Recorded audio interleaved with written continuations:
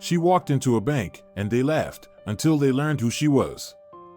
What would you do if you walked into a bank, a place where you've trusted your money for years, only to be treated like you didn't belong?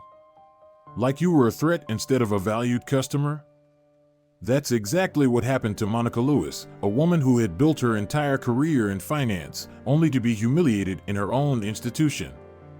But what the bank staff didn't know: she wasn't just another customer. She was their CEO. This is the shocking true story of how one woman exposed the hidden biases inside her own company by experiencing them firsthand.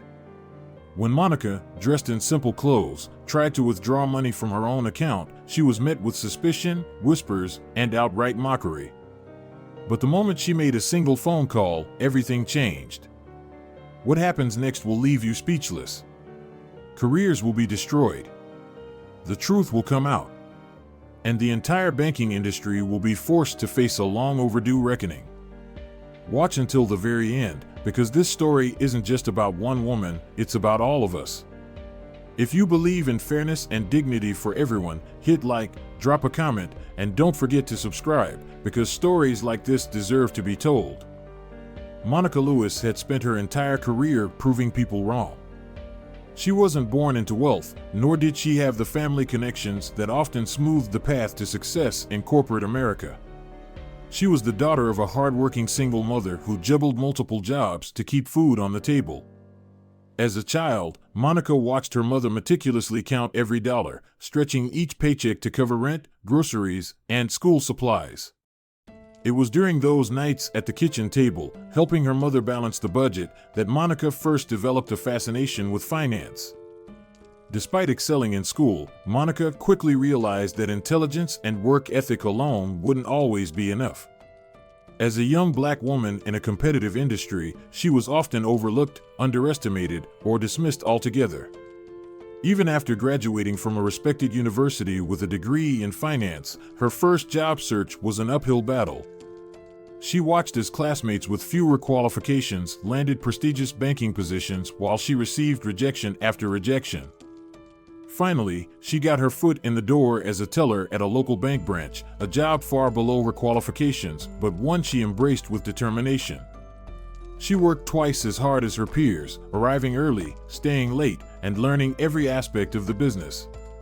She quickly rose through the ranks, but with each promotion came new challenges. At every stage of her career, Monica encountered subtle but undeniable barriers. Clients assumed she wasn't the person in charge. Colleagues who had once been friendly became distant when she surpassed them. Higher-ups praised her work but hesitated when it came time to offer leadership roles. She was told, always in polite, measured tones, that she needed to be more patient, less direct, or more polished. The underlying message was clear: she had to be twice as good to get half as far. But Monica refused to let those roadblocks define her. She continued climbing, from loan officer to branch manager, then regional director, breaking records and transforming struggling locations into some of the company's top performers. Along the way, she earned an MBA from a prestigious university, solidifying her expertise and proving her worth beyond any doubt. Still, when the CEO of Sterling Financial announced his retirement, Monica knew that the road to the top wouldn't be easy. She had the qualifications, the experience, and the vision, but would the board see past her skin color? Behind closed doors, some whispered concerns about whether a black woman could represent the bank's elite clientele. Others questioned if she had the right presence for the role. It was a battle she had fought her entire career, but this time, she won. When Monica was named the new CEO of Sterling Financial, she stood before an audience of executives, employees, and media cameras, making a promise that no customer, no matter their background, would ever feel unwelcome in her bank. But as the months passed, complaints trickled in. Not formal complaints, those were rare. Instead, she saw a pattern in customer surveys, exit interviews, and quiet remarks from community leaders. Certain customers, especially people of color, felt unwelcome. Some described being ignored by tellers, questioned unnecessarily, or given different service than white customers. Monica had spent her entire career fighting to belong in spaces where people assumed she didn't. She knew discrimination wasn't always loud or obvious. Sometimes it was a hesitant glance, an extra request for identification, or a delayed approval that someone else would have received instantly. She could have sent a memo. She could have called a meeting. But she wanted the truth, the unfiltered, undeniable reality. So, she made a decision. She would walk into one of her own branches, not as the CEO, but as just another customer. She had no idea that what she was about to witness would change everything. When Monica Lewis took over as CEO of Sterling Financial, she expected challenges. Running one of the country's largest banks was no small task. But what troubled her most wasn't the company's bottom line or market competition. It was something deeper, something hidden in the whispers of customers who had quietly taken their business elsewhere. The complaints didn't come in the form of angry letters or viral news stories. They were subtle, scattered, and easy to ignore if someone wanted to ignore them. But Monica didn't. She had spent her life fighting to be seen and heard, and she wasn't about to let her customers feel invisible. At first glance, Sterling Financial's customer satisfaction surveys looked perfectly fine. Most people seemed happy with their banking experience. But when Monica asked her team to dig deeper, she saw something disturbing. Customers from Black, Hispanic, and other minority communities consistently rated their service lower than white customers. And when her analysts pulled data from customer exit interviews, conversations held when clients closed their accounts, the trend was even clearer. People of color weren't just less satisfied with their banking experience. Many of them were leaving altogether. One comment stood out. "I just didn't feel welcome there. The staff made me feel like I was in the wrong place, like I had to prove I belonged." Another said, "I went in to ask about a home loan. The loan officer barely looked at my application before telling me I might have better luck with other lenders. I have a steady job, great credit, and money for a down payment. What else do they need?" And then there was the story of Mr. Johnson, a 72-year-old retired veteran who had banked with Sterling Financial for over 20 years. One day, he went in to withdraw $5,000 to help his granddaughter with college expenses. Instead of a routine transaction, he was met with suspicion. "Are you sure you need this much in cash?" the teller asked. Then the manager was called over. "We need additional verification before we can release these funds." Mr. Johnson was confused. He had provided his ID, his bank card, and even his account number. Still, they made him wait. He noticed the way other customers, white customers, were helped quickly and with smiles. No extra questions. No delays. After nearly an hour, they finally gave him his money. But the damage was done. He walked out, feeling humiliated, and closed his account the next day. These weren't isolated incidents. They were a pattern, one that Monica couldn't ignore. She knew what discrimination looked like. And she knew that if she wanted to fix it, she needed to see it for herself. So, she made a plan. She would walk into one of her own branches. Not as the CEO. Not as a woman with power. Just as another customer. And she would find out the truth firsthand. Monica Lewis sat in her office long after the rest of the executive team had left for the day. The city lights flickered outside her window, but her focus remained on the papers in front of her. Another customer exit report. Another quiet confirmation of something she had long suspected. Some customers, her customers, didn't feel welcome in her bank. She had spent weeks analyzing the patterns. At first, the complaints were scattered, easy for others to dismiss. A loan application denied too quickly. A teller who asked too many unnecessary questions. A customer who waited longer than others for service. On their own, none of these incidents sounded like a crisis. But Monica had seen what others hadn't. The pattern was too clear, too consistent. Something was wrong. If she called a meeting, the branch managers would have answers ready. They would point to policies and training programs, talk about company values, and assure her that every customer was treated fairly. But Monica knew better. She had lived this kind of treatment before. She knew what it was like to walk into a place and feel the weight of silent judgment before speaking a single word. She didn't want excuses. She wanted the truth. And she knew the only way to get it was to see it for herself. That night, as she stood in front of her closet, she made a choice. The polished business suits, the elegant blouses, the tailored slacks, none of them would work. She wasn't going in as the CEO of Sterling Financial. She was going in as someone they might overlook, someone they might dismiss. She pulled on a plain navy hoodie, a pair of comfortable slacks, and sneakers. She took off her diamond earrings, left her gold watch on the dresser, and grabbed a simple leather purse she had owned for years. She paused in front of the mirror, studying her reflection. Would they treat her differently? Would they assume she didn't belong? Deep down, she already knew the answer. The next morning, she chose a branch at random. It was one that looked fine on paper, strong performance numbers, high transaction volumes. But it was also a branch where customers of color had quietly been taking their business elsewhere. As she stepped out of her car, she took a deep breath. She wasn't here for a staged visit or a carefully planned inspection. No cameras, no assistants, no security detail. She was just another customer walking through the doors of her own bank. And whatever happened next, she would be watching. The glass doors of Sterling Financial's flagship branch slid open with a soft whoosh as Monica Lewis stepped inside. She adjusted the strap of her purse on her shoulder, her eyes scanning the room with quiet curiosity. It was mid-morning on a weekday, the kind of time when banks weren't too busy but had a steady stream of customers. She moved toward the waiting area, blending in with the handful of people sitting in rows of chairs near the entrance. A man in a gray suit, holding a leather briefcase, stood near the teller counter, checking his watch impatiently.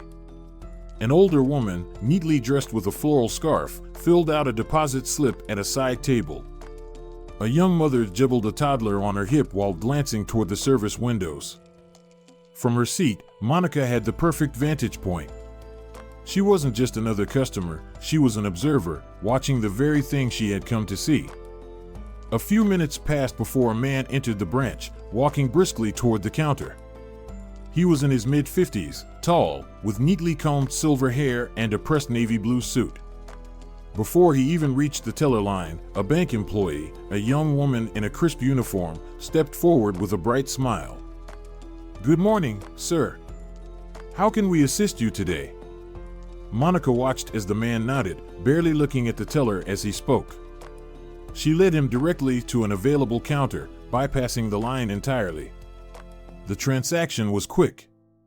The teller laughed at something he said, nodding warmly as she handed him a receipt. Within minutes, he was on his way, moving through the exit doors without ever having to wait. Not long after, an elderly couple approached the counter.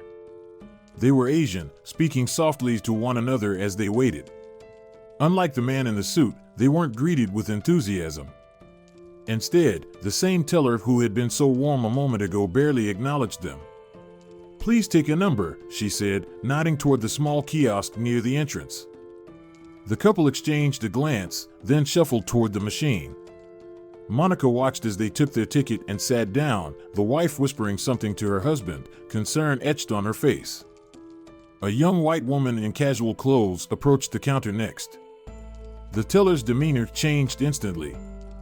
She greeted her with a bright smile, making friendly conversation. "How's your day going?" she asked, her voice filled with warmth. Monica watched as the woman's simple transaction, cashing a check, was handled with ease. The teller chatted with her, asked about her weekend, and wished her a wonderful day as she finished. Then came a man in work clothes, boots, jeans, and a uniform shirt that suggested he worked maintenance or construction. He was Hispanic, and as soon as he stepped forward, Monica noticed the shift. "Do you have an ID?" the teller asked immediately, her voice noticeably cooler. The man nodded, reaching into his wallet and sliding it across the counter. The teller examined it longer than necessary, then looked at her screen. "I need to check a few things." "One moment." She turned to a coworker at the next window and whispered something. The other employee glanced over at the man before nodding. The interaction took longer than it should have. Monica noted the way the man stood, shifting slightly from foot to foot, his eyes darting around as if he could feel the judgment directed at him. She looked back toward the elderly couple. They were still waiting. More customers came and went, but the pattern continued. Some people were welcomed instantly, helped with a smile. Others were met with skepticism, delays, extra questions. Monica had seen enough. She glanced at the clock. 37 minutes had passed since she had taken her seat. 3 white customers who arrived after her had already been served. And still, she waited. As Monica sat quietly in the waiting area, she continued to watch the rhythm of the bank's daily operations. It was a steady flow, people walking in, conducting their business, and leaving.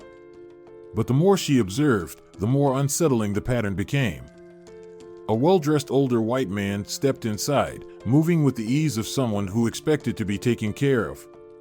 He barely glanced at the line before walking toward an open teller window. The teller, a young man with neatly combed hair, greeted him with an enthusiastic smile. "Good morning, Mr. Dawson. It's great to see you again."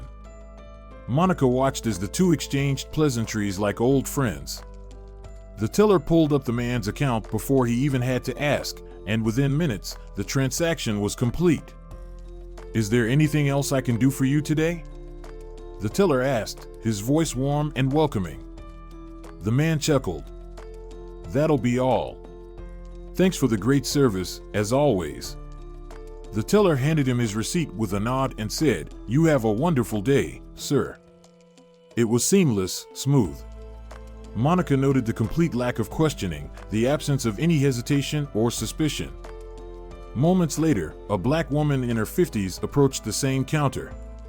She was dressed in a professional blouse and slacks, carrying a neatly organized folder under her arm. Monica watched as the teller's demeanor shifted almost instantly. "How can I help you?"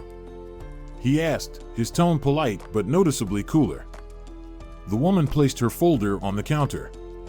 "I'd like to make a withdrawal from my account, please." The teller nodded but didn't immediately begin the transaction. Instead, he asked, "Do you have 2 forms of ID?" The woman frowned slightly. "I've banked here for years. My driver's license should be enough, right?" The teller didn't answer right away. Instead, he sighed and tapped a few keys on his keyboard. "I just need to verify a few things," he said. Monica watched as the woman glanced around the room, shifting slightly on her feet. The silence stretched between them, and it was clear to Monica what was happening. The same transaction that had taken Mr. Dawson less than 2 minutes was now being held up for additional checks. A few feet away, another teller was assisting a young white couple who had just walked in. They were both dressed casually, jeans, sneakers, the kind of effortless look that suggested they had just come from brunch. The teller helping them beamed. "Hi. What can we do for you today?" The man smiled. "We just need to open a joint account." "Of course. That's exciting." The teller turned her screen toward them and began explaining the process. There were no extra questions, no requests for additional forms of identification. Monica checked her watch. It had been less than 5 minutes, and the teller was already walking them through the final steps. Meanwhile, the black woman was still standing at her counter, waiting. The minutes passed, and Monica's discomfort grew. Another man entered the bank, this time a Hispanic gentleman in his late 30s, wearing work boots and a uniform shirt with his company's logo embroidered on the front. He approached the teller, sliding a check across the counter. "I'd like to cash this, please," he said. The teller, a woman in her 40s with sharp eyes, took the check but didn't move to process it right away. Instead, she squinted at it, then at him. "Is this your check?" she asked. The man blinked. "Yes, ma'am. My employer issued it." "Do you have proof of employment?" Monica's breath caught in her throat. Proof of employment? When had that ever been a requirement to cash a paycheck? The man hesitated. "I have my work ID," he said, reaching into his pocket. The teller took it, examining it carefully, then looked back at the check again. "This is a pretty large amount," she said. "It's my paycheck," the man repeated, his voice quieter now. "I just need to run a verification," the teller said, disappearing into the back. Monica watched as the man stood there, waiting, embarrassed, shifting his weight uncomfortably. At the same time, another white customer, a middle-aged woman with a designer handbag, approached the next counter. "I need to withdraw $8,000, she said, barely looking at the teller. "Sure thing," the teller replied immediately, already typing into the system. No extra questions. No hesitation. No verification needed. Within minutes, she had her cash in hand and was heading for the door, while the Hispanic man was still standing there, waiting. Monica clenched her jaw, fighting to keep her expression neutral. The difference in treatment was no longer just a suspicion, it was happening right in front of her. She wasn't just seeing discrimination in action.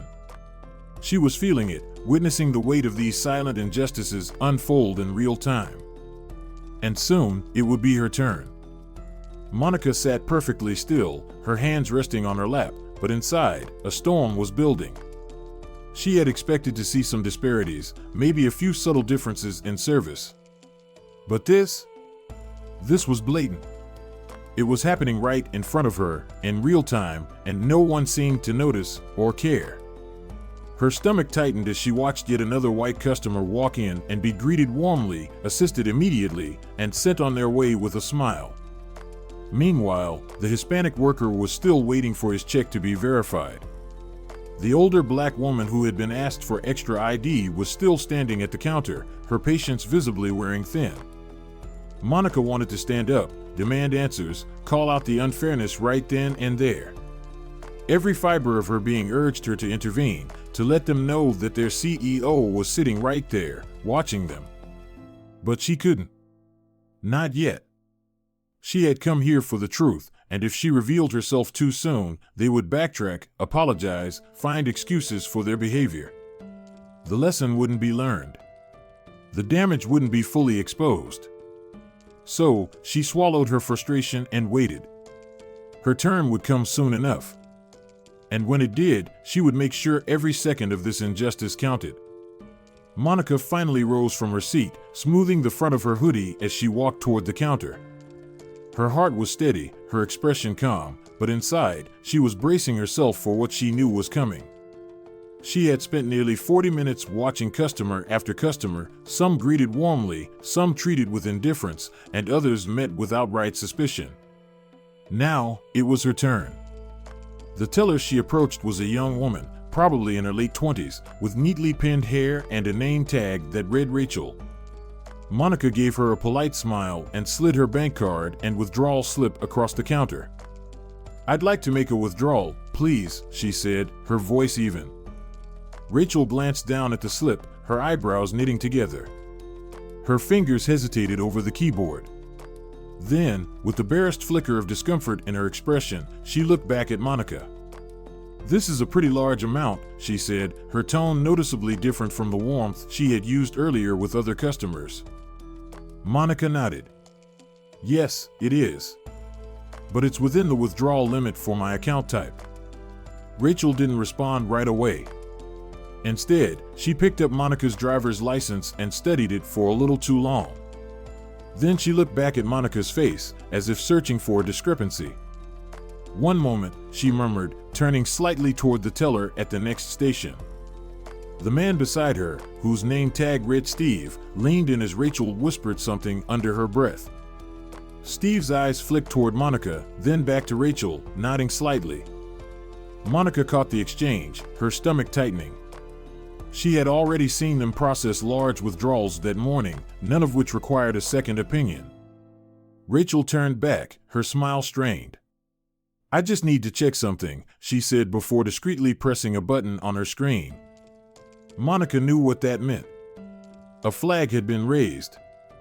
A few moments later, Steve took a step closer, positioning himself directly behind Rachel, as if his mere presence could somehow reinforce authority. He crossed his arms and looked Monica up and down, his face unreadable. "Is there a problem?" Monica asked, keeping her tone neutral. Rachel's fingers drummed lightly against the desk. We just have to verify a few things, she said vaguely.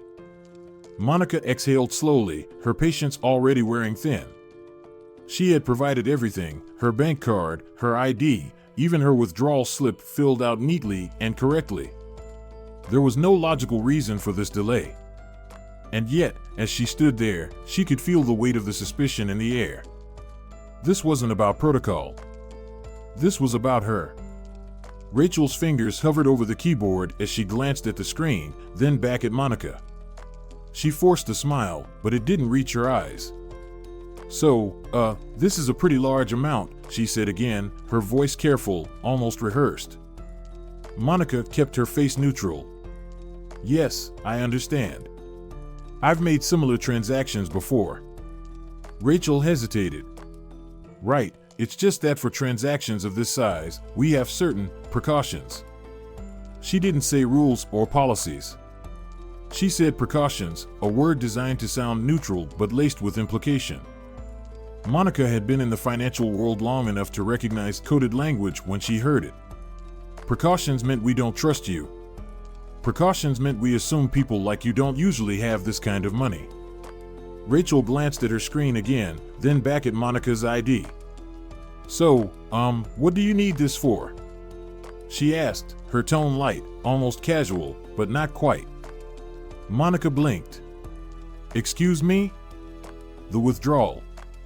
Rachel gave a small shrug, her fingers tapping lightly on the counter. I mean, do you need this in cash for something specific? We just like to make sure that, our customers are secure. Monica held back the urge to sigh. She had already seen multiple white customers withdraw large sums that morning, none of whom had been asked for an explanation. She had seen Mr. Dawson, the older white gentleman in the tailored suit, breeze through his transaction without a single question. She had seen the middle-aged white woman with the designer handbag request thousands in cash, no questions asked. And yet, here she was, being asked to justify her own money.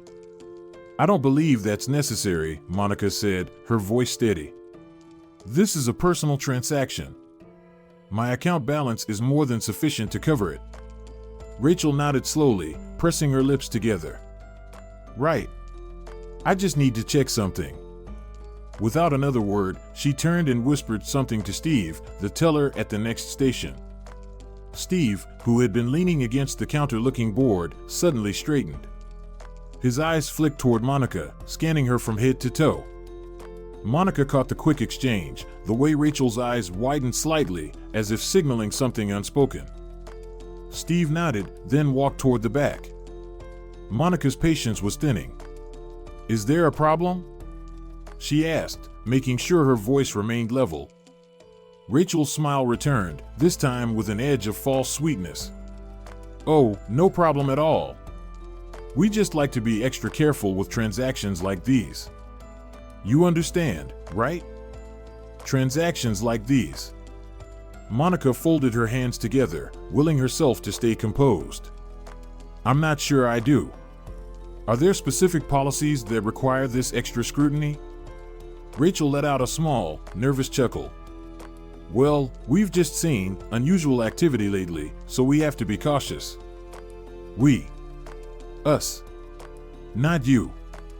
The unspoken divide was clear. The air around them had shifted. Monica could feel the quiet tension building.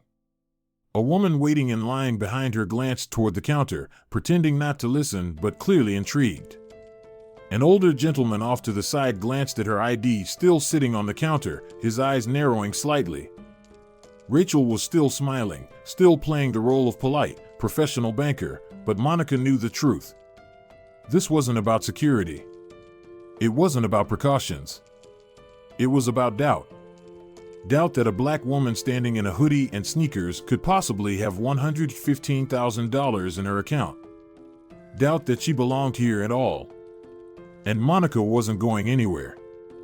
Rachel glanced toward the back of the bank, her lips pressed together as she leaned slightly toward Steve, who had returned from whatever quiet conversation he had in the back office. She's asking for 115, she murmured under her breath, but not so softly that Monica couldn't hear. Steve's eyebrows lifted slightly as he gave Monica another once-over. He leaned in, pretending to scan Rachel's screen, but Monica saw the smirk tugging at the corner of his lips. "Seriously?" he muttered. "Is it even hers?" The words weren't meant for Monica, but they landed anyway, sharp as a slap. Rachel let out a short breath through her nose, as if she were holding back a laugh. "I don't know. But I flagged it. Better safe than sorry." Monica didn't move. She had spent too many years in banking to be rattled by whispers. But that didn't mean she didn't feel it, the heat crawling up the back of her neck, the subtle shift of attention from the people nearby. A woman standing in line adjusted her purse strap, holding it a little closer. Another man, dressed in a sports jacket, shot her a quick glance before looking away, as if he suddenly needed to check his watch. Monica's fingers curled into her palm. She could feel the weight of the stares, the assumptions, the quiet but unmistakable shift in the air. Steve straightened, tilting his head toward the office door. "Better get Jessica," he said, his voice carrying just enough that a few nearby customers turned their heads. "Jessica." The branch manager. Rachel nodded and disappeared into the back, leaving Monica standing alone at the counter, her ID and bank card still resting in front of her. The longer she stood there, the more she could feel the moment stretching, shifting. The energy in the room had changed. She could hear the whispers now, subtle, but there. A quiet murmur from the two tellers at the far end of the counter. A customer in line muttering something to her companion. The tension was rising, thick and suffocating. Monica had run board meetings with some of the most powerful financial executives in the country. She had negotiated multi-million-dollar deals, managed crises, and turned entire divisions around.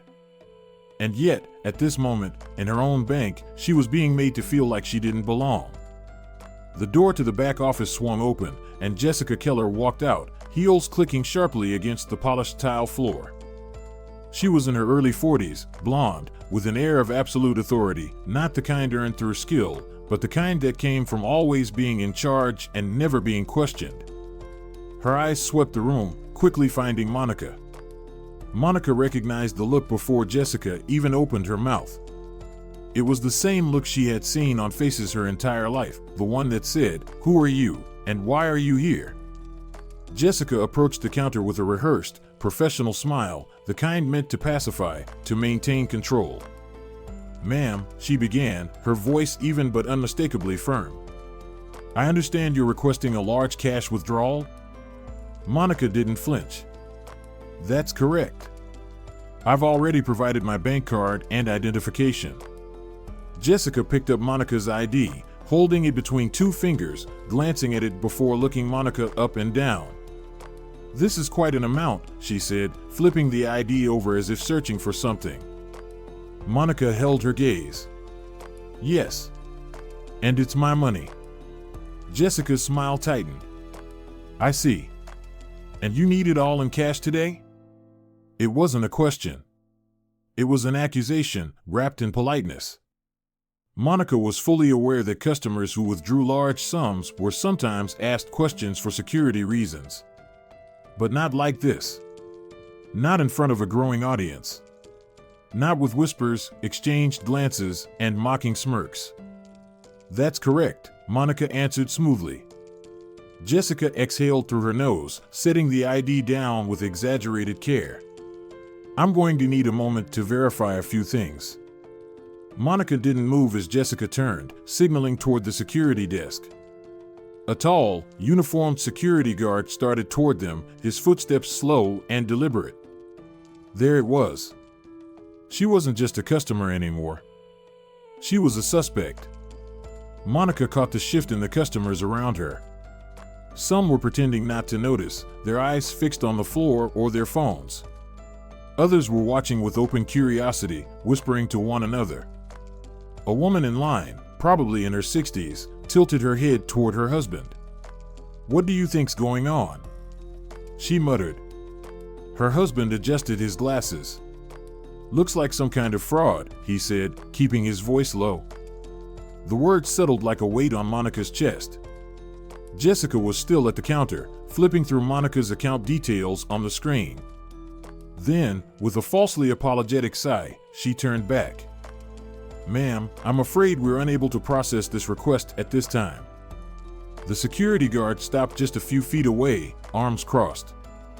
Silence stretched between them. Monica felt the heat of the moment pressing down on her, but her voice remained calm. "And why is that?" Jessica gave her another one of those polished smiles. "It's just that we have certain protocols for transactions of this size. You understand?" There it was again. That coded language. "You're denying me access to my own funds?" Monica asked, her voice steady.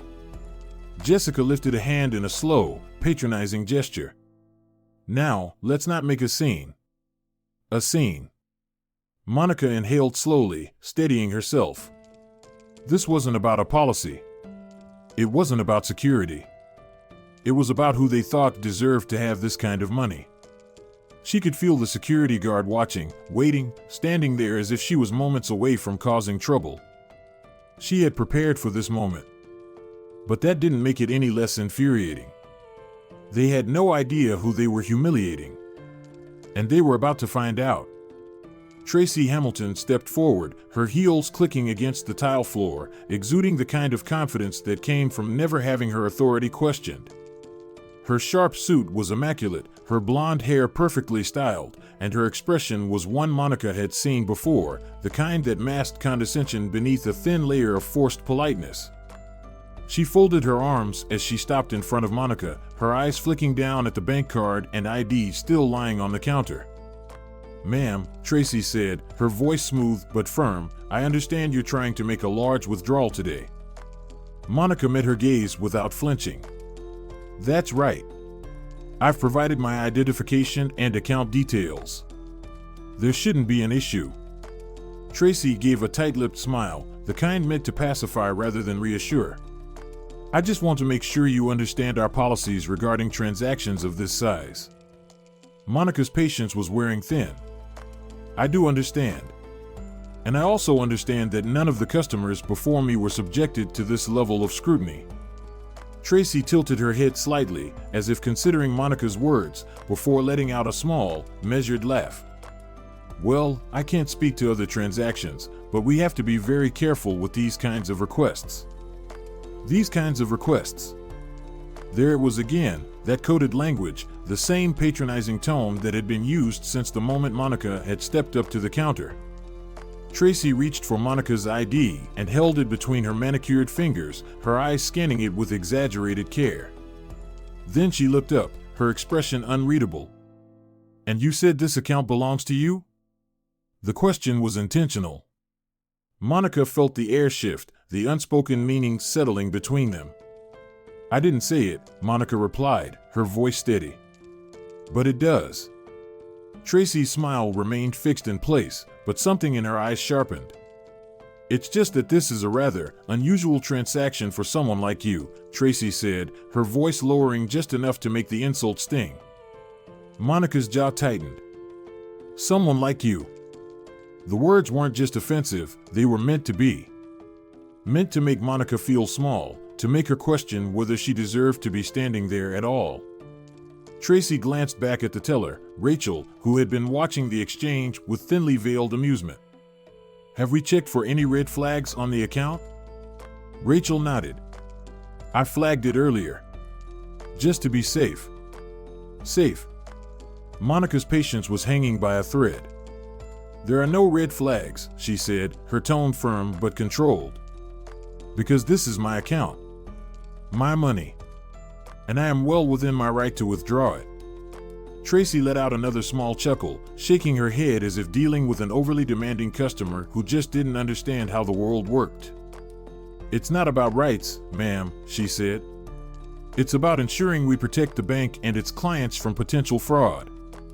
She set the ID down on the counter as if it were something tainted, something she didn't particularly want to touch. Monica had seen this strategy before, draw things out, make the customer uncomfortable, make them doubt themselves. If she hadn't spent her entire career in the banking industry, she might have. Tracy took a step closer, lowering her voice to an almost whisper. "Now, I don't know how you got this account," she said, her tone filled with the kind of mock concern that made Monica's stomach turn, "but if this is some kind of misunderstanding, it's best to clear it up now before things get more complicated." Monica's pulse pounded in her ears.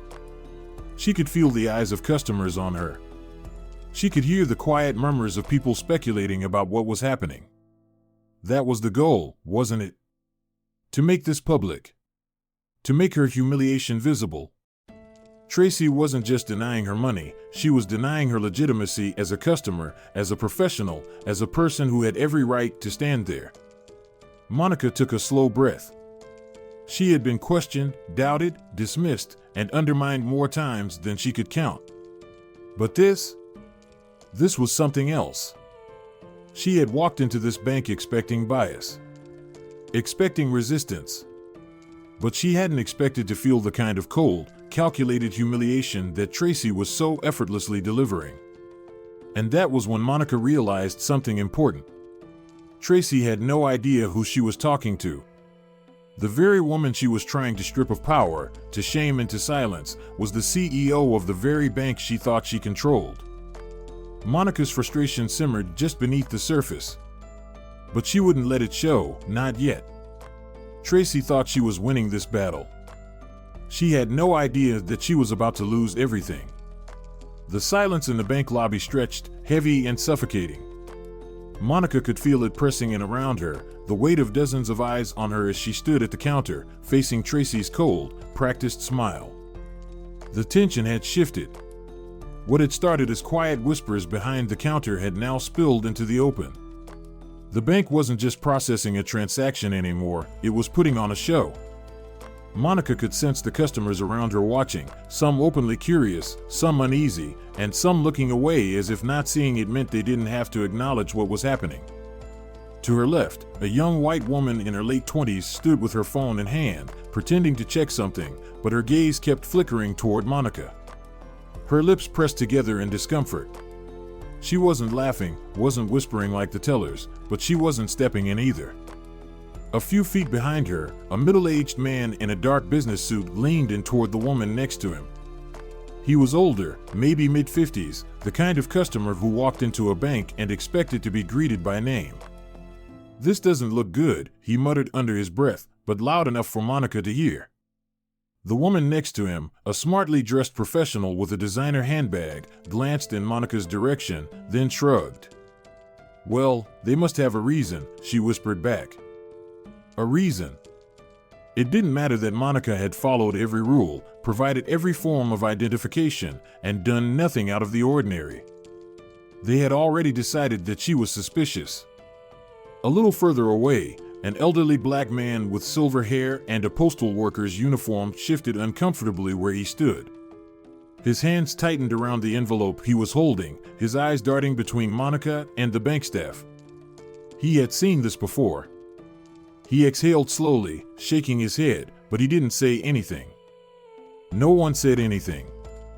Not the woman in the expensive coat who clutched her purse a little tighter. Not the couple near the loan officer's desk, who kept sneaking glances but quickly looking away when Monica met their eyes. Not the two tellers whispering at the end of the counter, their smirks barely concealed.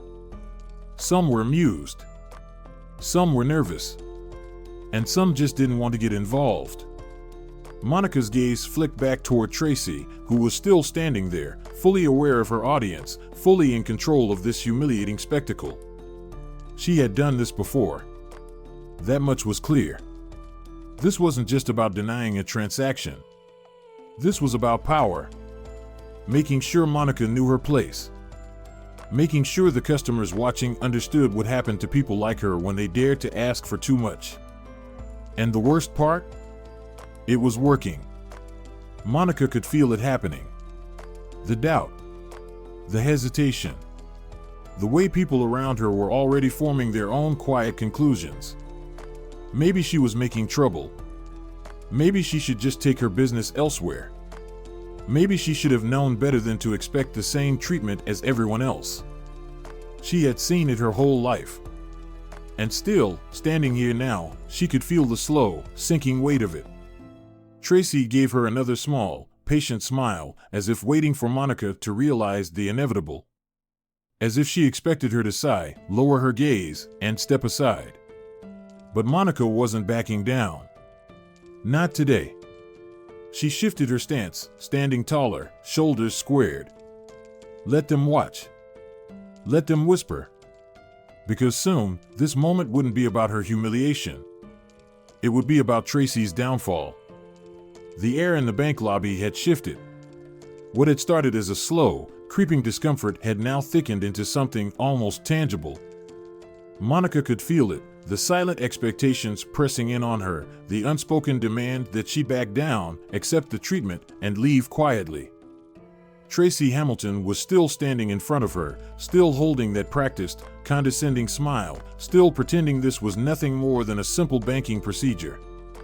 But Monica could see it in her eyes, the calculation, the quiet confidence that she had already won. Rachel, the teller who had first flagged the transaction, was now hovering slightly behind Tracy, watching, waiting. She wasn't smiling anymore, but she wasn't intervening either. The security guard, a young man with a solid frame and a stiff posture, had stepped a little closer, his arms crossed. He didn't say anything, but he didn't have to. His presence alone was enough. The message was clear. This was not a misunderstanding. This was a warning. Monica inhaled slowly, keeping her face impassive. They wanted her to break. They wanted her voice to shake. They wanted her to raise her voice, to get flustered, to give them an excuse to escalate further. They wanted her to fit the angry black woman stereotype that they could then use against her. But Monica had spent a lifetime controlling her reactions. She looked at Tracy, unwavering. "Let's be clear," she said, her voice even. "I am a long-standing customer of this bank, and I have provided everything necessary to complete this transaction. You are now making a deliberate choice to deny me access to my own money." Tracy's smile faltered, just for a second. She recovered quickly, shaking her head with mock sympathy. "I'm just following our protocols, ma'am," she said, tilting her head. "If you'd like to file a complaint, you're welcome to do so." Monica let the silence stretch between them. Let her think she was in control. Let her believe this moment would end the way she expected it to. Because soon, it wouldn't be Tracy calling the shots. It would be Monica. Monica took a slow, measured breath and reached into her purse. She wasn't flustered. She wasn't upset. She was simply done. The tension in the room was thick, but she moved with the same quiet authority she always carried in boardrooms, in executive meetings, in negotiations where millions of dollars were at stake. She pulled out her phone and tapped a number, one she knew by heart. The staff watching her barely concealed their amusement. Rachel, the teller, shot a quick look at Tracy, her lips twitching as if holding back a smirk. Steve, the other teller, chuckled under his breath, crossing his arms as he leaned against his counter. The security guard still stood at a slight distance, his stance firm, waiting. And Tracy? Tracy just watched. She had the look of someone waiting for the performance to be over, someone confident that whatever call Monica was making wouldn't change a thing. Monica raised the phone to her ear, her voice clear, steady. "Danielle, it's Monica. I'm at the Sterling Financial flagship branch downtown." There was a brief pause. Then a sharp intake of breath on the other end. Monica could hear the sudden shift in energy through the receiver. She knew Danielle Carter well, knew her efficiency, knew how quickly she connected the dots. Monica didn't have to say much more. "They're refusing my transaction," Monica continued, watching Tracy's face for the first flicker of realization. "There are security cameras in the lobby, right?" Rachel let out a short, almost mocking laugh. "Oh, wow," she whispered to Steve, shaking her head. "She's really calling someone." Steve snickered, arms still crossed. "Yeah, she's calling for backup," he muttered, just loud enough for Monica to hear. "Let's see how that works out." Monica ignored them. She could hear Danielle shifting papers in the background, hear the clicks of a keyboard as she pulled up something on her screen. "Tell me exactly what's happening," Danielle's voice came, sharp and controlled. Monica exhaled lightly, still composed. "The manager, Tracy Hamilton, is denying my withdrawal despite my account being in perfect standing. She's involved multiple staff members in the process, and now there's a security guard here." Another pause. Then, Danielle's voice, this time tighter, colder. "Are you saying they called security on you?" Steve laughed under his breath again, turning toward Rachel. "She's really selling it, huh?" Rachel leaned on the counter, tilting her head. "Maybe she thinks she can scare us," she murmured. Tracy didn't laugh. She just watched Monica with a slight smirk, arms folded across her chest. Monica could feel the arrogance radiating off of her. Tracy still believed she was in control. Still believed this moment belonged to her. Monica, however, knew otherwise. She had spent her entire life watching people underestimate her. And now, she was watching it happen again, in real time. She turned slightly, lifting her eyes toward the nearest security camera mounted in the ceiling. She knew exactly where they were positioned. "Danielle," Monica said, still looking at the camera, "I need you to pull the live security footage for this branch immediately. And I need you to get the board on the line." That was when Tracy's smirk slipped. Danielle Carter sat in her spacious office on the 20th floor of Sterling Financial's headquarters, reviewing quarterly reports, when her phone buzzed. Seeing Monica Lewis' name on the screen made her sit up straighter. Monica rarely called directly. If she was calling now, it was important. "Monica," she answered, already sensing something was wrong. Danielle listened carefully as Monica's calm, steady voice came through the line, detailing what was happening at the flagship branch. Refusal to process a withdrawal. Unnecessary scrutiny. Security involvement. Danielle felt her stomach tighten. She pulled her tablet closer, fingers moving quickly to log into the bank's internal security system. As head of corporate operations, she had access to every branch's surveillance feed. Within seconds, the live footage from the downtown location loaded onto her screen. And what she saw made her blood run cold. There was Monica, standing at the counter, looking as composed as ever. But around her, the scene told a different story. The body language of the tellers. The folded arms of the manager, Tracy Hamilton, her stance full of smug authority. The security guard positioned nearby, as if waiting for an excuse to act. The uncomfortable glances from customers, some watching, some deliberately looking away. Danielle's grip on her tablet tightened. She knew exactly what was happening. This wasn't just a teller following protocol. This wasn't just a misunderstanding. This was textbook discrimination. Danielle inhaled sharply, then pressed a button on her desk phone. "Get me Jonathan Prescott," she said to her assistant. Jonathan Prescott was the chairman of the board. He was a no-nonsense man, deeply invested in the bank's public image. If he saw what she was seeing, he would understand immediately that this was not just a bad customer experience. This was a public relations disaster waiting to explode. Her assistant hesitated. "He's in a meeting with the executive team." "I don't care," Danielle said, her voice like steel. "Interrupted. Now." She turned her attention back to Monica on the screen. Monica hadn't lost her composure, not once. And yet, she had been treated like she was a criminal in her own bank. The weight of it settled deep in Danielle's chest. She thought about how many other customers had been treated this way. How many had simply walked away, humiliated, without ever filing a complaint? How many times this had happened before, but to people who didn't have the power Monica had? Danielle didn't just feel anger. She felt determination. This would not be ignored. This would not be swept under the rug. She would make sure of it. Jonathan Prescott, chairman of the board, was in the middle of a discussion about quarterly projections when his assistant rushed into the conference room. He had worked in banking long enough to know that interruptions during board meetings were rare, which meant this was serious. He gave a sharp nod, signaling for the board members to pause. "What is it?" "Danielle Carter is on the line," the assistant said, her voice tight. "She says it's urgent." Jonathan frowned but picked up the phone immediately. "Danielle? We have a major situation at the downtown branch," she said without preamble. "Monica Lewis is there right now, and she's being denied access to her own money." Silence gripped the room. The board members, some of the most powerful figures in Sterling Financial, exchanged puzzled glances. "What?" Jonathan asked, his voice laced with disbelief. "They don't know who she is," Danielle continued. "She's undercover, and they've assumed," she hesitated, then said plainly, "they've assumed she doesn't belong." Jonathan's jaw tightened. "What exactly are you saying?"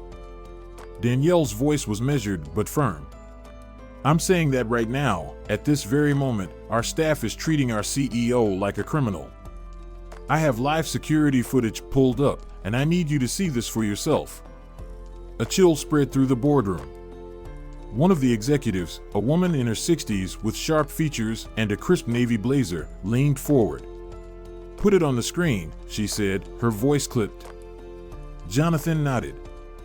"Danielle, we're pulling up the live feed now." Technicians in the room quickly navigated the system, connecting the bank's internal security footage to the large screen at the front of the conference room. Within seconds, there it was. A crystal-clear, high-definition feed of the flagship branch. The boardroom fell into stunned silence as the footage played. On the screen, Monica stood at the counter, poised and composed. Her bank card and ID sat in front of her, untouched. Across from her, the tellers were smirking. The manager, Tracy Hamilton, stood with her arms crossed, exuding condescension. The security guard was positioned nearby, not engaging, but his presence was loud enough. And then came the worst part, the part that made Jonathan's stomach drop. A white customer walked in. A businessman in an expensive suit. He was greeted warmly, ushered to a teller without delay. No additional questions. No extra verification. No hesitation. Within minutes, he was walking out, cash in hand. And Monica? Still waiting. Still being questioned. The room stayed silent, the weight of what they were witnessing settling heavily. One of the older board members, a man who had been with the bank for decades, exhaled slowly and shook his head. "This is bad," he muttered. "It's worse than bad," another member said, her voice barely above a whisper. "It's undeniable." Jonathan pressed his fingers against his temple. There was no spinning this. It wasn't a matter of customer misunderstandings. It was blatant, recorded, systematic discrimination. Every hesitation, every glance, every smirk, it was all there. And the CEO of Sterling Financial had been forced to endure it. Jonathan turned back to the screen, his jaw tightening. "Danielle," he said into the phone. "Get legal on standby. And tell Monica we're handling this." Because in the next few minutes, heads were about to roll. The atmosphere inside the bank lobby had shifted from quiet judgment to something far heavier, anticipation. The customers still waiting in line, the tellers behind the counter, the security guard lingering near the entrance, they all sensed it. A tension in the air. Something was coming. Monica remained exactly where she was, standing tall at the counter, still waiting for the withdrawal she had requested what felt like a lifetime ago. Across from her, Tracy Hamilton's smugness hadn't faded, but cracks were beginning to form. She had noticed how Monica didn't back down, didn't raise her voice, didn't plead or argue. Instead, Monica had calmly made a call. And now, something was happening. Then, the doors swung open. A group of people strode inside, led by a woman with sharp eyes and an air of authority that made the entire room sit up straighter. Danielle Carter, head of corporate operations. And right behind her, Jonathan Prescott, the chairman of the board, along with two other high-ranking executives. They didn't stop to ask for directions. They knew exactly where they were going. A few tellers at the back froze when they saw them enter. Rachel, the teller who had first flagged Monica's transaction, swallowed hard and stepped back. Steve, who had been smirking just moments ago, suddenly looked pale. And Tracy? Her face drained of color. She recognized Danielle immediately and understood, in an instant, that this was not a routine visit. Danielle's heels clicked against the floor as she approached, her gaze locked onto Tracy's. "Miss Hamilton," she said, her voice crisp, carrying across the lobby. "I need you to step away from the counter. Right now." Tracy blinked, hesitating. For the first time all morning, she looked unsure.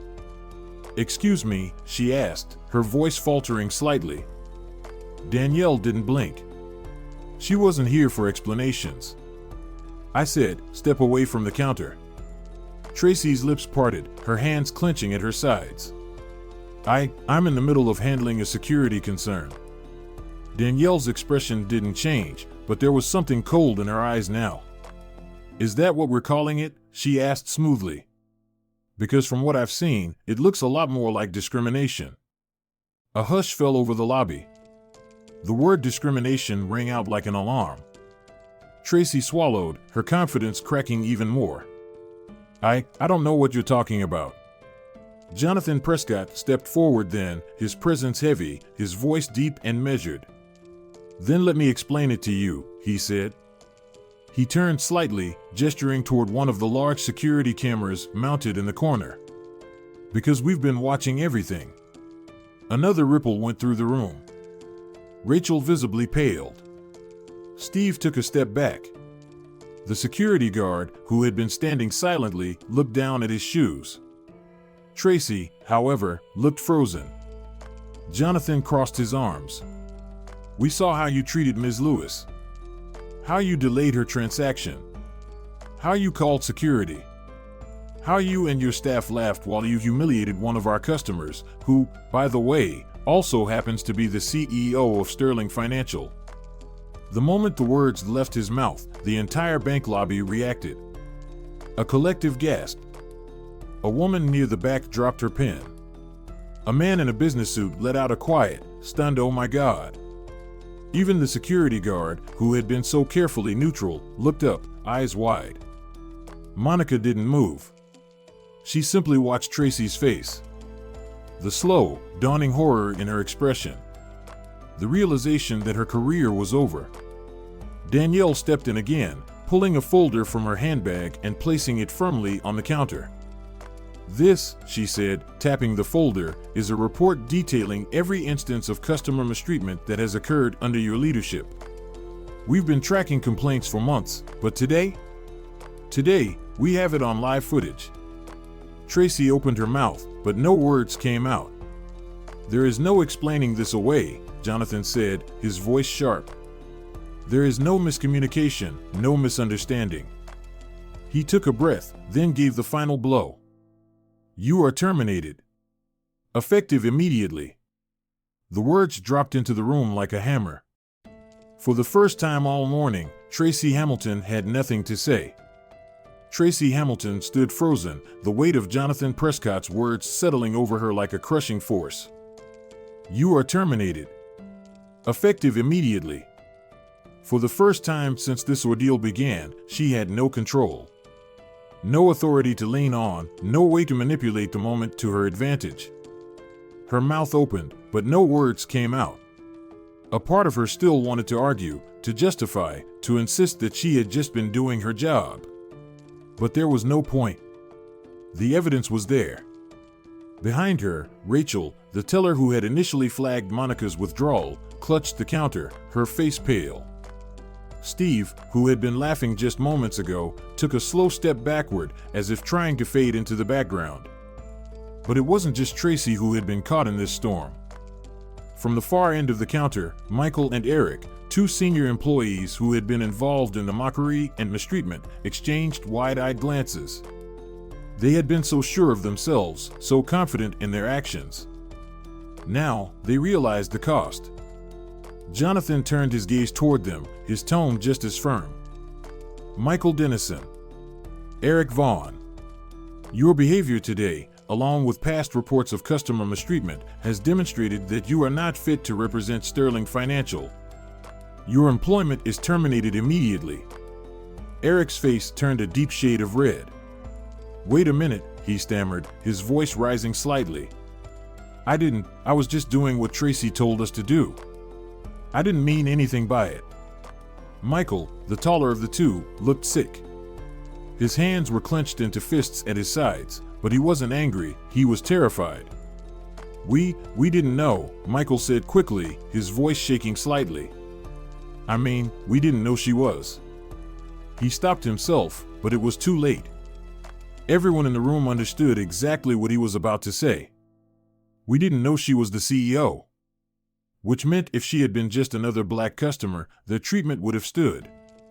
Jonathan's expression hardened. And that is precisely why you're being let go. Eric's chest rose and fell with quick breaths, panic creeping in. Come on, he said, his voice desperate. You can't fire us over one mistake. Danielle stepped forward, her expression unreadable. One mistake? She repeated slowly, as if tasting the words.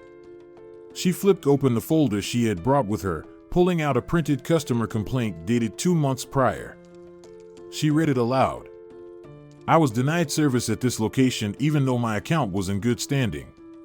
The teller kept looking at the manager, as if waiting for permission to help me. I was asked to provide extra forms of ID, even though the person before me was not.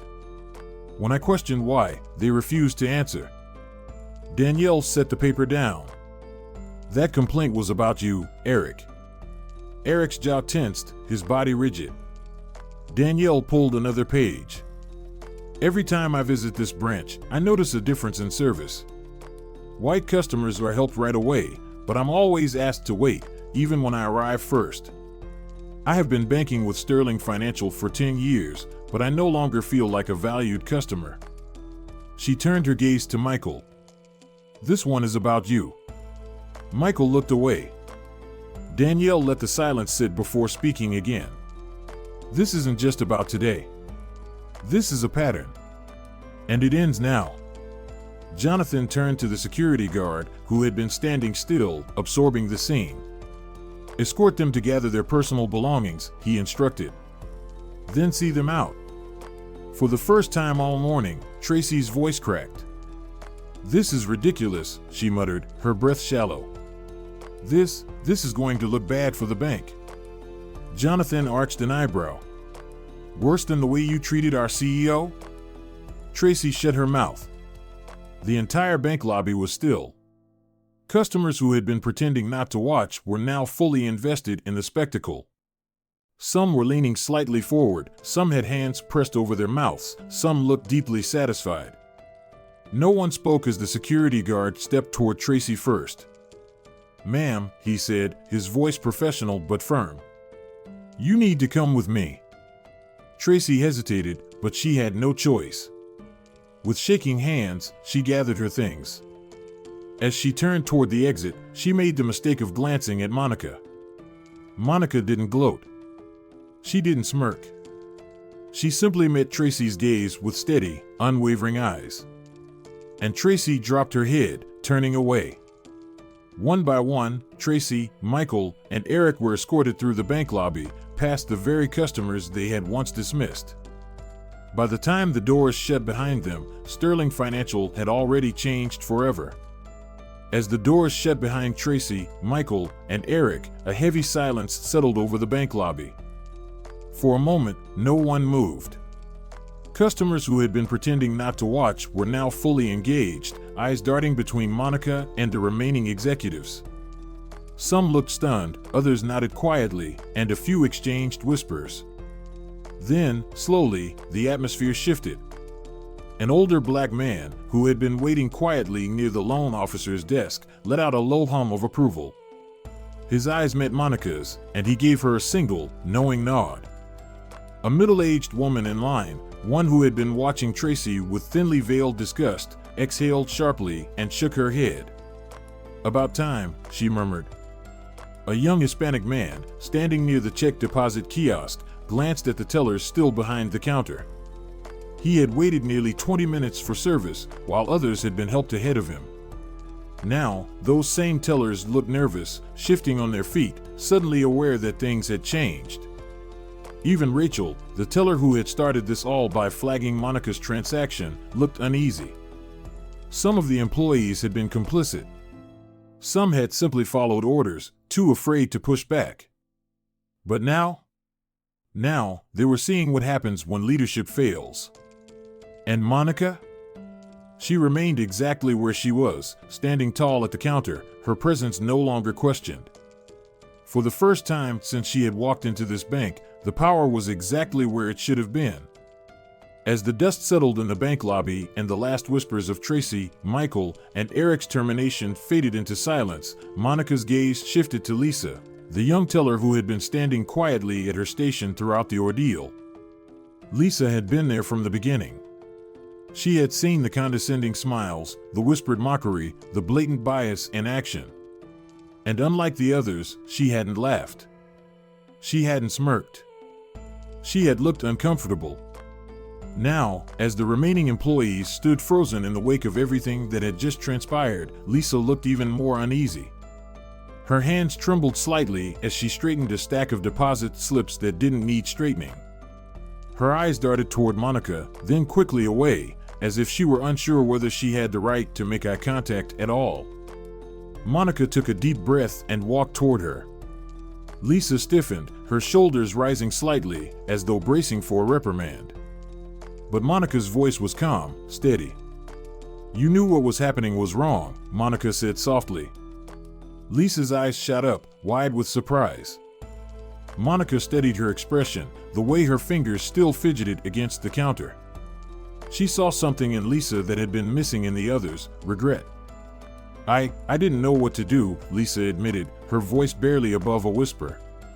"I wanted to say something, but..." She trailed off, her hands tightening into fists. Tracy was the manager. And Steve and Rachel. She swallowed hard. I didn't want to lose my job." Monica nodded slowly. She understood. Lisa had been afraid. She had recognized the injustice, but didn't have the confidence or the authority to challenge it. And yet, her hesitation, her discomfort, had been enough to set her apart from the others. "You were scared," Monica acknowledged. Lisa's eyes welled up slightly. She nodded. Monica exhaled slowly. "Fear is real. I won't pretend it's easy to stand up when the people around you are doing the wrong thing. But Lisa," she held the young woman's gaze, "you have a choice now. You can let today be a moment of regret, or you can let it be a turning point." Lisa swallowed hard, straightening slightly. "I don't ever want to feel like that again," she said quietly. "Like I had to choose between my job and doing the right thing." Monica nodded. "Then let's make sure you never have to." Lisa's hands were still trembling slightly as she processed Monica's words. A turning point. The thought settled deep in her chest. She had spent the entire morning watching something unfold that she had always known was wrong but had never dared to challenge. She had seen it before, subtle differences in the way customers were treated, certain transactions getting more scrutiny than others. But today, it had been undeniable. And she had done nothing to stop it. But now, standing face to face with Monica Lewis, the CEO of Sterling Financial, the woman who had just exposed the truth inside this very bank, Lisa felt something new rise inside her. A chance. A chance to be part of the solution instead of remaining silent in the problem. Monica steadied her for a long moment before finally speaking. "I need people in this company who understand what's wrong and want to fix it," she said. Lisa held her breath. "I need people who are willing to learn, willing to change, and willing to lead by example." Lisa's heart pounded. "Lisa," Monica continued, "I want you to step up. Effective immediately, you're being promoted to interim branch manager." Lisa's eyes widened in shock. "What?" "You heard me," Monica said firmly. "You will have direct oversight over this branch. And you will set the standard for how customers are treated moving forward." Lisa blinked rapidly. But I don't have management experience. I mean, I've only been here 2 years. And that makes you more qualified than some of the people who stood by and watched today, Monica said without hesitation. You already showed something that many of them didn't, a conscience. Lisa's breath came out in a shudder. She could feel the weight of the moment pressing down on her. A part of her wanted to say no. To say she wasn't ready, wasn't strong enough, wasn't the kind of person who got promoted to leadership.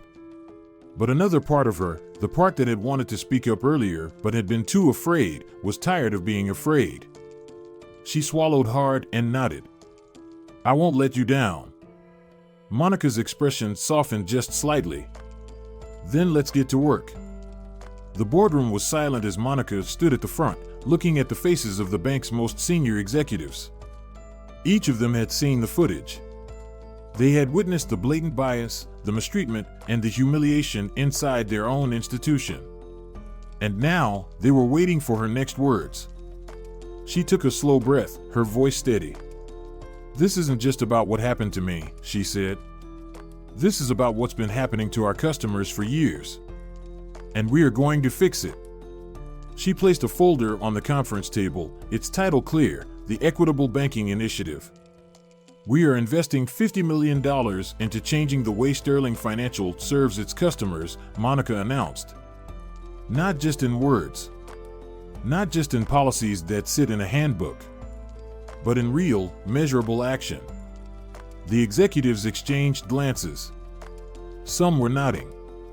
Some looked unsure. Monica continued. The first step is training, real training. Not a 30-minute online session employees click through to check a box, but mandatory, immersive anti-discrimination education for every employee, from tellers to senior management. She held their gaze. This training will include real-world scenarios, customer role-playing, and direct consequences for failure to meet expectations. No one will be exempt. A few executives shifted in their seats. We are also launching a secret shopper program. Trained evaluators will visit our branches posing as customers from diverse backgrounds. They will report exactly how they are treated, and that data will be used to identify patterns of bias and take immediate corrective action. Monica turned the page in her folder. Next, we are implementing a customer feedback hotline. This will allow customers to report bias in real time, not months later in a hidden survey, but as it happens. Every complaint will be reviewed by an independent oversight committee. She paused, letting the weight of her words settle before moving to the next point. Our lending policies will also be restructured.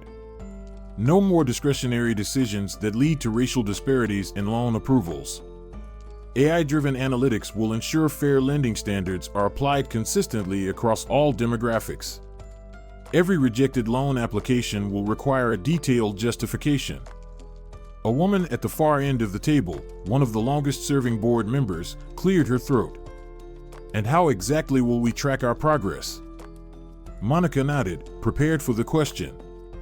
Transparency, she said simply. Sterling Financial will release quarterly reports on customer treatment, loan approvals, and complaint resolutions. These reports will be made public. That got everyone's attention. One executive leaned forward. You mean, share it with the press? Yes, Monica said firmly. Because this isn't about saving face. It's about earning trust. And if we hide our failures, we will never fix them. A heavy silence filled the room. For years, this bank had operated in the shadows of its biases. It had treated some customers as worthy and others as suspicious, and now those habits had been exposed. One by one, the executives nodded. Monica had laid the foundation for change. Now, it was time to build. The announcement of the Equitable Banking Initiative spread quickly, reaching every branch of Sterling Financial, from the sleek offices of corporate headquarters to the local neighborhood banks where tellers and loan officers interacted with customers every day. The tension that had been building since Monica's visit to the downtown branch had not disappeared. If anything, it had grown heavier, settling over employees and customers alike as they waited to see what would happen next. At corporate headquarters, senior executives sat in their offices, rereading the official statement. Some nodded in quiet approval, recognizing that this shift had been a long time coming. Others worried about the fallout. How would customers react? How would employees handle the scrutiny? Would the bank's reputation ever fully recover? But the decision had been made. Monica had set a new course, and there was no turning back. In the branches, employees took in the news with mixed emotions. Some read through the new policies with quiet acceptance, understanding that things needed to change. Others whispered among themselves, their voices tinged with frustration. One teller sighed, shaking her head. "I don't see why we're all being punished for what happened at that one branch," she muttered under her breath, stacking deposit slips on her counter. She wasn't alone in that sentiment. For employees who had never questioned the way things worked, who had never noticed the patterns Monica had uncovered, the idea that they had to be part of the solution felt unfair. But others saw it differently. A loan officer named Sam, a man in his early 50s who had spent decades working in banks, leaned back in his chair after reading through the policy updates. He adjusted his glasses, nodding to himself. "This should have happened a long time ago," he said to no one in particular. He had seen it firsthand, too many times to count: good customers, responsible borrowers, people with strong financial histories being turned away for reasons that had nothing to do with numbers. Maybe now, things would finally be different. Beyond the walls of the bank, customers were paying attention. The story of what had happened to Monica had already made its way into news reports and online discussions. Footage from the security cameras at the flagship branch had circulated on social media, showing, in painful clarity, the way she had been treated, how the tellers had hesitated, how the manager had smirked, how security had been called when she had done nothing wrong. For customers who had quietly endured similar treatment over the years, seeing it happen to someone with power only confirmed what they had known all along. Margaret Hayes, a retired schoolteacher, sat at her kitchen table with her morning coffee, watching the news coverage on her television. She had banked with Sterling Financial for years, and she had her own stories, waiting in long lines while others were helped immediately, being asked for extra identification when she knew she didn't need it.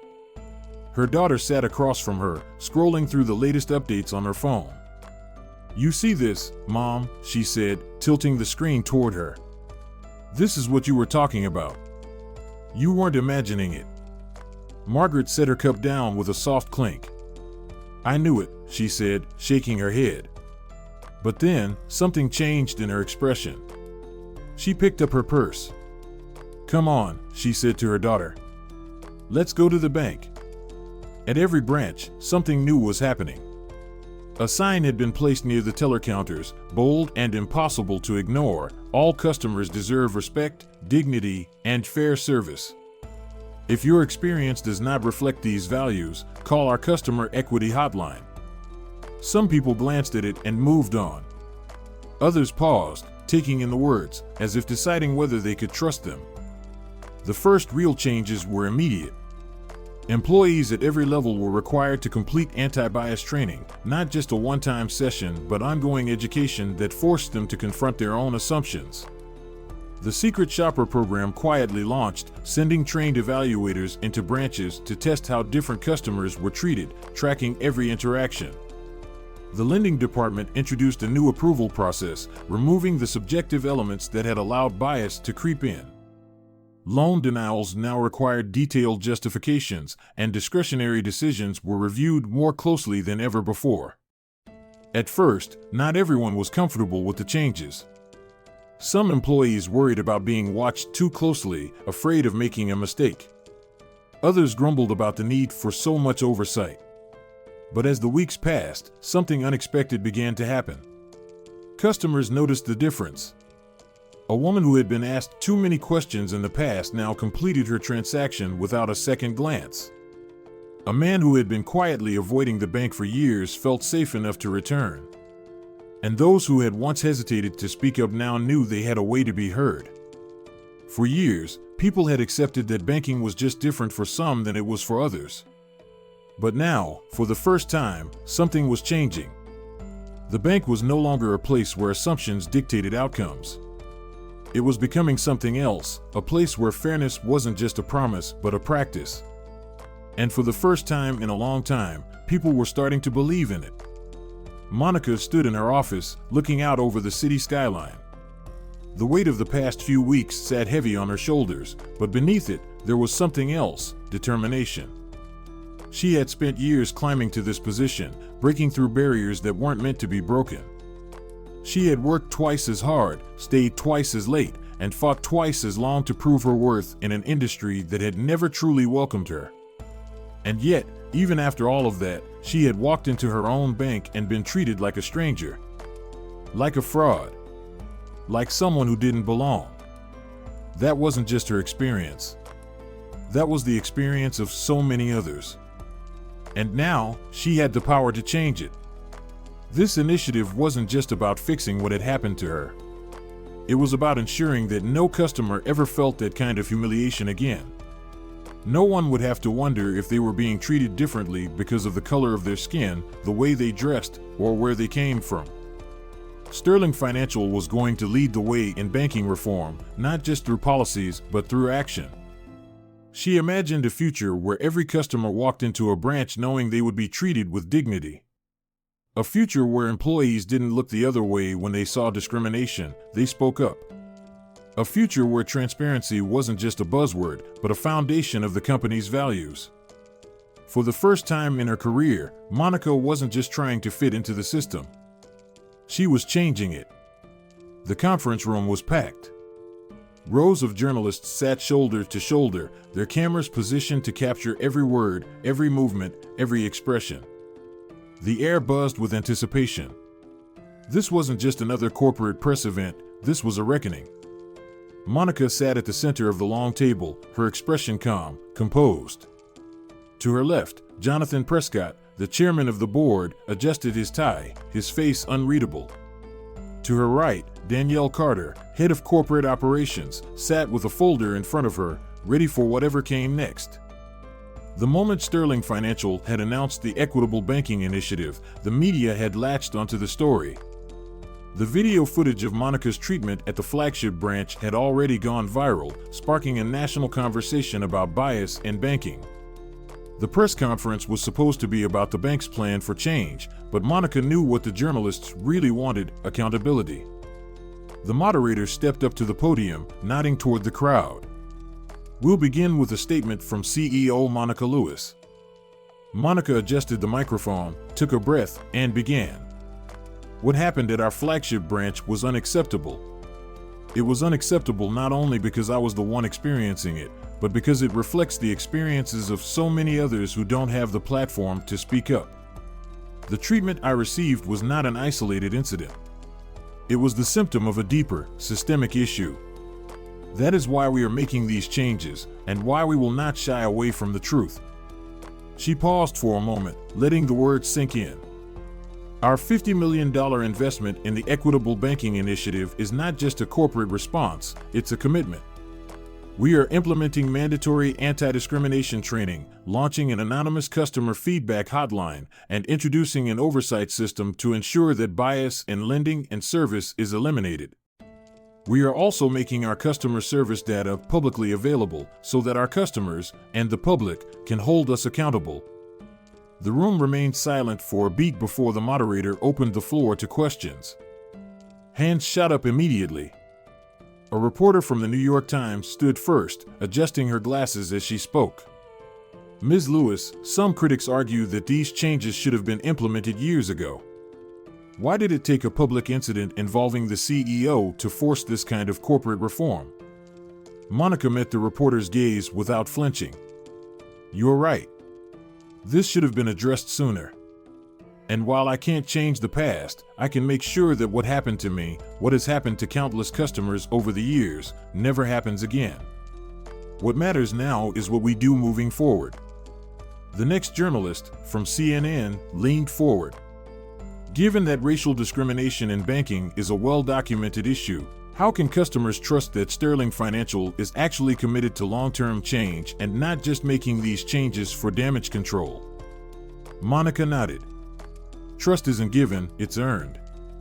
That's why we are not just changing policies internally, but making our data public.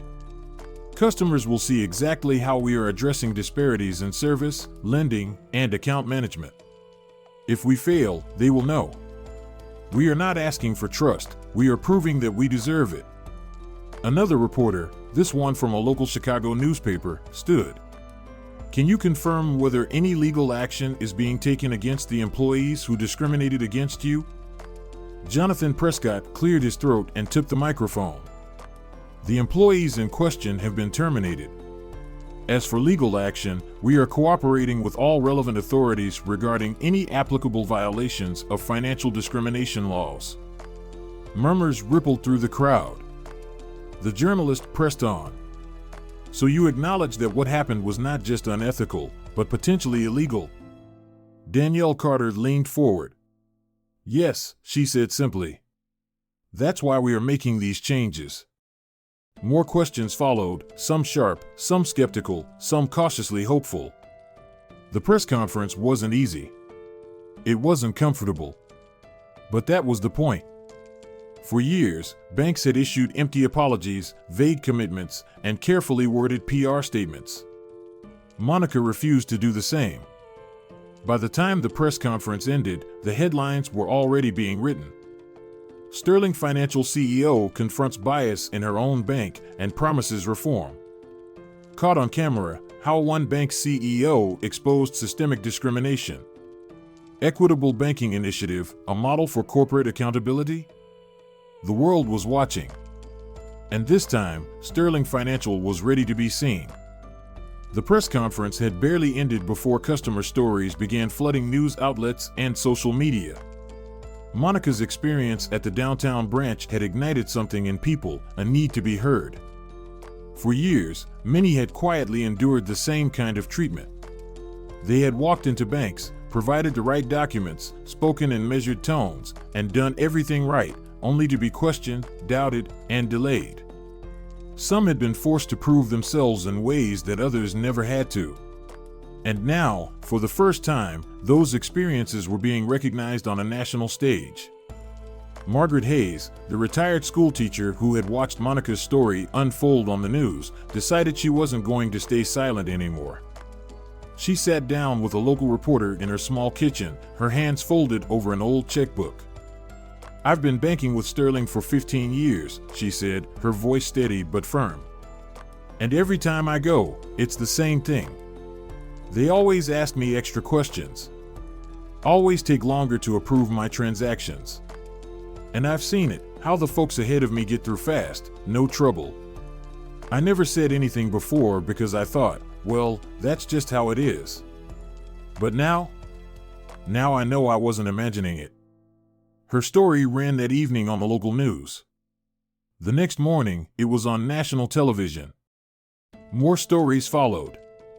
A black small business owner in Atlanta recounted how he had been denied a loan twice, even though his credit was strong and his business profitable. A Latina mother in Texas described how bank employees talked down to her when she tried to open a college savings account for her son. An elderly Asian man shared how he had been made to wait nearly an hour while younger white customers were helped ahead of him. Each story had its own details, but the pattern was undeniable. Monica watched as these experiences, once dismissed as isolated incidents, became part of a much larger conversation. She saw the headlines. Customers speak out, discrimination in banking is worse than you think. If it can happen to a CEO, what about the rest of us? Sterling Financial promises reform, but will other banks follow? One particular interview caught her attention. A man in his 40s, dressed in a work uniform with his name embroidered on the chest, sat across from a journalist, shaking his head as he spoke. I work hard, he said. I put my money in that bank just like everybody else. But every time I walk up to that counter, they look at me like I don't belong. Like my money don't spend the same way. The pain in his voice was something Monica understood all too well. She had spent her whole life navigating spaces where people had to be convinced she belonged. She had built a career by proving, over and over, that she was worthy of the position she held. And she had walked into her own bank, stood in front of her own employees, and been treated like she was nobody. This wasn't just about one bank. This was about an entire system that had gone unchecked for too long. As the stories continued pouring in, something remarkable happened. Other banks, major competitors, started making their own announcements.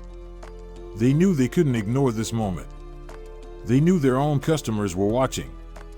Sterling Financial's Equitable Banking Initiative had set a new standard, and now the pressure was on. But for Monica, this wasn't about competition. It was about ensuring that no one else had to stand in a bank lobby, surrounded by doubt and whispers, being made to feel like they didn't belong. This was just the beginning. Monica stood at the podium, the weight of the moment pressing against her shoulders. The cameras were rolling, journalists waited with pens poised over their notepads, and millions of people across the country were watching. She took a breath, steadying herself. This wasn't just a speech, it was a statement of intent, a promise that things would not return to the way they had been. She looked out at the audience, her voice calm but firm. Fairness is not a privilege. It's a right. And for too long, too many people have been denied that right when they step into financial institutions. I know this because I lived it. Because I have heard the stories from our customers, from people across this country who have been told, in ways both subtle and blatant, that they do not belong. That they are not trusted. That their money, their businesses, and their dreams are somehow less worthy. She let the words settle before continuing. Accountability is not just about removing a few bad actors. It is about changing a system that has allowed discrimination to exist unchecked for generations. It is about making sure that every customer who walks into a bank, no matter who they are, where they come from, or what they look like, is treated with the same dignity and respect. She placed her hands on the podium. I am not asking for trust. I am earning it. Sterling Financial is leading the way, but we are not stopping here. We are setting a new standard. And I invite every financial institution in this country to do the same. The room was silent, but Monica could feel the shift. This was not just a promise. It was a turning point. Monica knew that real change wasn't made in boardrooms or press conferences, it was made on the ground, in the day-to-day moments where policies were either upheld or ignored. A speech could inspire, a new initiative could set expectations, but what happened when no one was watching would determine whether or not Sterling Financial truly transformed. So she made a decision. She wasn't going to let the momentum fade. She wasn't going to assume that the policies on paper would automatically translate into better experiences for customers. Instead, she was going to see it for herself. 3 weeks after the press conference, she put on a simple sweater and jeans, pulled her hair into a low ponytail, and walked into a small Sterling Financial branch on the outskirts of Philadelphia. No cameras. No board members. No formalities. She waited in line like everyone else, noting how tellers interacted with each customer. She watched as a middle-aged black man in a construction uniform was greeted politely and processed without issue. She saw a Hispanic mother with a young child ask about a savings account, and this time, there was no hesitation in service. When she reached the counter, the teller smiled. "Good morning, how can I help you today?" Monica felt a quiet satisfaction settle in her chest. It was working. But she also knew that not every visit would be like this.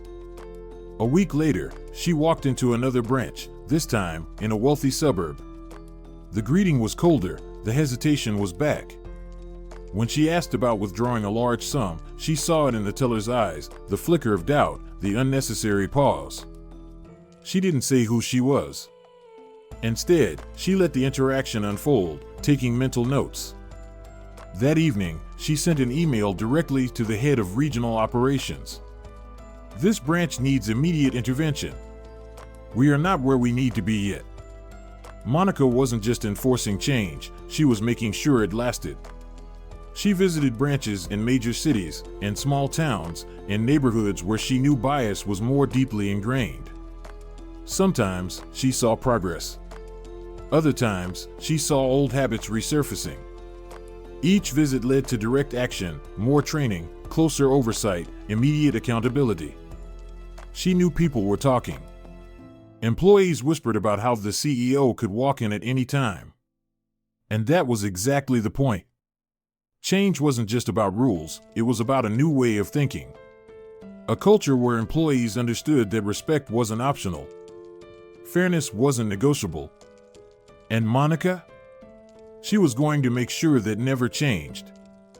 A year after the Equitable Banking Initiative was launched, Sterling Financial was no longer the same institution it had once been. The shift didn't happen overnight. It wasn't immediate, and it wasn't easy. But it was real. Monica's commitment to change had sent a message, not just to her employees, but to the banking industry as a whole. Policies had been rewritten, training had been implemented, and oversight had been strengthened, but the true test came in the everyday experiences of the customers who walked into Sterling Financial branches.